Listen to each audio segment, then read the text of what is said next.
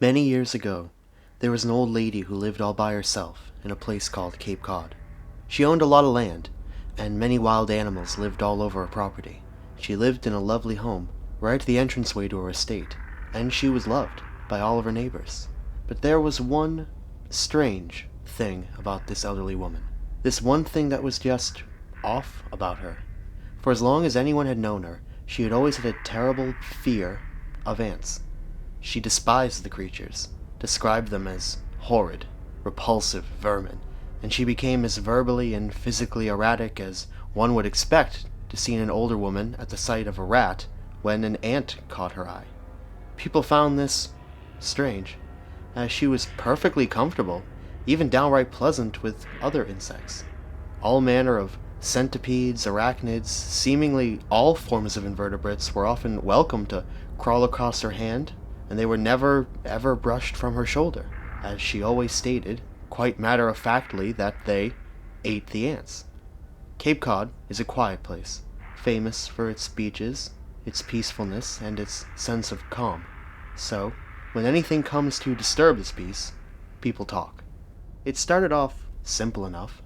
She laid out poisons for the ants, dark, viscous fluids that she claimed were an old remedy for such infestations from the old world.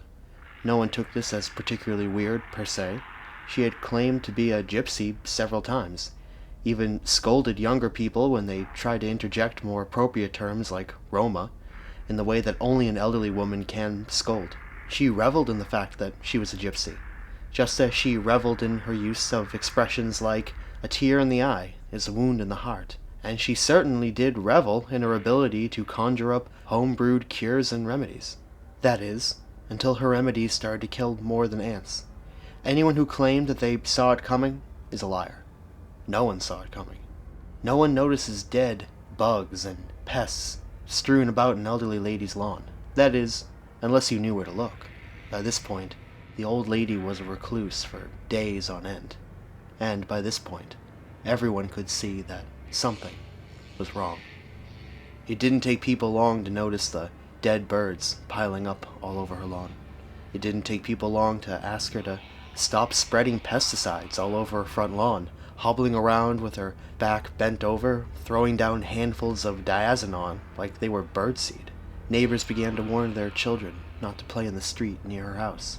Kids started making up stories about how the old batty lady had finally gone mad, lost her mind, and was trying to take everything else with her when she finally kicked the bucket. Over time, she began to resemble what could best be described as a bag lady, unwashed and unclean, a thick sort of dirtiness that's usually reserved for the homeless, a sort of dirtiness that looks like it's a part of a person, like it can't be washed off. Those brave few who tried to reach out to her, ask her if they could help, were met with cursing words in English and unknown languages, bitter words that spewed out between rotting teeth and a yellowed brown tongue, words about ants.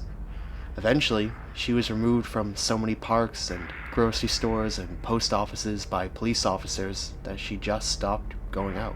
Animals could be seen around her home at night. They would creep around, cautiously, even going right up to where the poisons were spread, around the bushes, and sniff around. This only added to the folklore of the house, and the distrust of its sole inhabitant. One day came the 911 call that ended it all. The ambulance came first, but the cops broke the door down. It was late at night, and all the lights were on.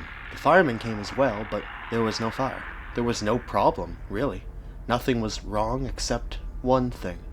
The house was empty. Upstairs and downstairs, the attic and the basement, everywhere was searched. In total, there were more than 20 people calling out for the old lady and searching for her with flashlights out in the back in the woods. It was while searching for her in the attic that a police officer was trying to fit through a narrow opening when she pressed her head against the wall and heard something. She pulled away and then slowly put her ear against the wall. It was faint, but once noticed, impossible to ignore. It was a dry, tacky sort of rustling, something living, crawling beneath the surface. For fear that it might have been the old gypsy, she pounded on the wall, calling out her name. But the wall was old and worn very thin. It only took one good punch for her hand to go straight through to an empty, cavernous space filled with ants.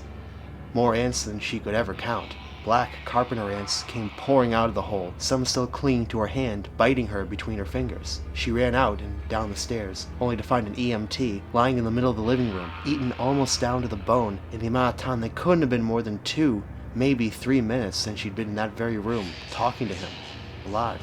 She screamed and ran outside towards the first flashlight she saw in the woods. Hysterical, she tried to explain what she had seen to a fellow officer when the home began to collapse on itself. By dawn, the remains of 4 people were found in the wreckage, which was written off by the insurance company as a lack of structural integrity and significant age damage. The officer who claimed to have seen the ants before the house collapsed filed a statement with her police report, and has since tried to put the events of that night behind her. The remains of the elderly gypsy were not recovered in the wreckage of the house, and her remains, or whereabouts, remain unknown. Though, unfortunately, the officer who claimed to have witnessed what could best be described as an animal attack has since been forced into early retirement due to mental health issues.